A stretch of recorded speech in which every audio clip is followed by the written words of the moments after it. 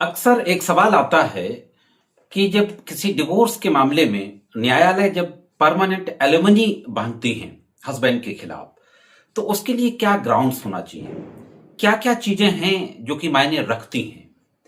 Supreme court का एक judgement है जिसमें सुप्रीम कोर्ट ने कहा है कि स्थायी जो गुजारा भत्ता है यानी परमानेंट एलिमनी, वह पति को दंडित करने के लिए नहीं होना चाहिए, बल्कि ऐसी होनी चाहिए जो पत्नी को एक सभ्य जीवन जीने के लिए सुनिश्चित कर सके।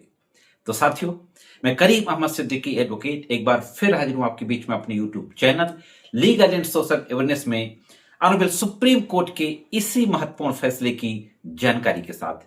देखेंगे कि सुप्रीम कोर्ट ने वो कौन कौन सी महत्वपूर्ण गाइडलाइंस जारी की है।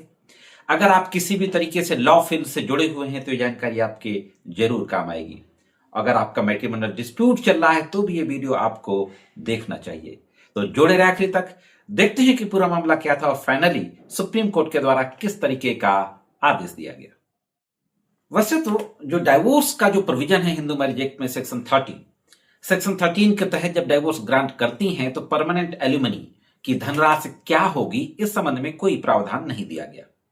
जहां तक मेंटेनेंस का संबंध है तो मेंटेनेंस का भी जो प्रोविजन है 144 बीएनएसएस हो या 125 सीआरपीसी हो, पति की हैसियत के अनुसार तो मेंटेनेंस का आदेश होता है, लेकिन कितने परसेंट होगा ऐसा कोई प्रोविजन में नहीं दिया गया। हाईकोर्ट और सुप्रीम कोर्ट के अलग अलग जजमेंट जरूर है, जहां कहीं पर 15, कहीं पर 20, 25, मैक्सिमम 30% तक की बात कही गई है। लेकिन जो मामला सुप्रीम कोर्ट पहुंचा, परवीन जैन वर्सेस अंजू जैन, इसमें ऑनरेबल सुप्रीम कोर्ट ने 8 गाइडलाइंस इशू की और 8 गाइडलाइंस इशू करते हुए यह कहा कि जब अदालतें डाइवोर्स के मुकदमे में परमानेंट एलिमनी का आदेश करेंगी तो इन बातों को ध्यान में रखेंगी। यह वो गाइडलाइंस हैं जो कि परमानेंट एलिमनी बांधते समय न्यायालयों को ध्यान में रखा जाएगा।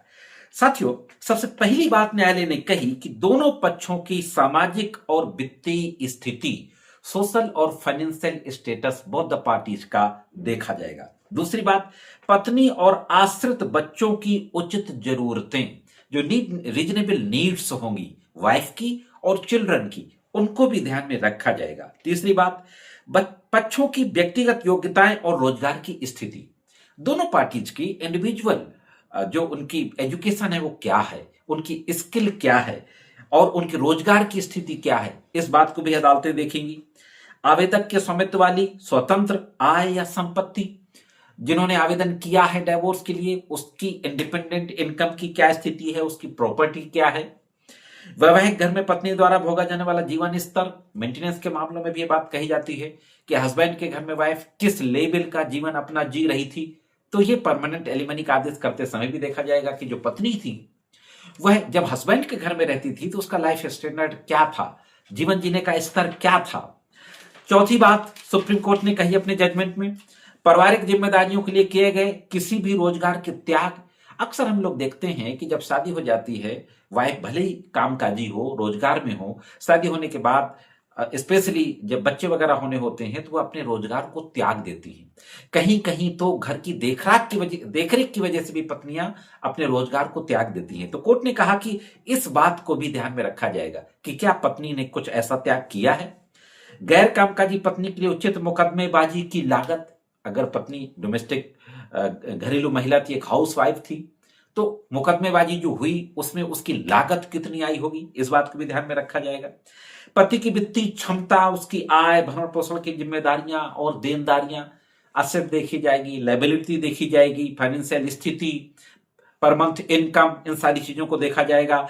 तो इस तरीके से ये 8 गाइडलाइंस सुप्रीम कोर्ट ने परवीन कुमार जैन और अंजू जैन के केस में जारी की। इस मामले में कोर्ट ने यह आदेश दिया कि 5 करोड़ रुपया परमानेंट एलिमनी, जिसमें बच्चे और वाइफ दोनों के लिए ये जो धनराशि है, कोर्ट ने इसका आदेश किया।